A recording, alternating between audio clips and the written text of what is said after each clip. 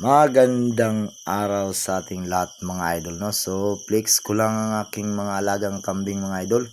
Ito nga pala yung bagong panganak. Dalawa yung anak niya, lalaki at saka babae. Yun, no? Yun yung veterans natin na inahin mga idol. Yun, ang hirap ng panahon natin ngayon. Masyadong tag-ulan na naman. Kaya kahirapan masyado kumuha ng ng mga pagkain para sa ating mga alagang kambing. Ito yung isang inahin natin na nanganak din ng isa.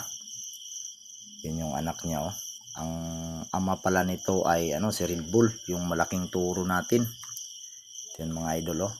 At saka itong isa rin yung anak, babae yung anak niya, silver black mga idol. Napakagandang anak niya mga idol, yun, oh. Yun. So kahit na anong hirap ng panahon mga idol, pagsikapan talaga natin na mapakain natin yung mga alaga nating kambing para pagdating ng panahon naman may aanihin tayo, di ba?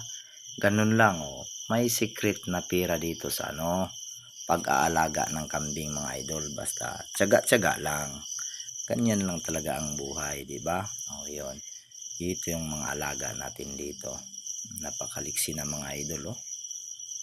Magdadalawang linggo na to mga idol. Oh. Ito bago lang tong panganak, mga isang linggo pa siguro. May spotted siya na itim. Ito, brown. Yan, oh. Pakagandang mga mga idol. So, yun lang mga idol at maraming salamat. Paki-follow nga pala ng ating YouTube channel mga idol, Villarin Goat Farm.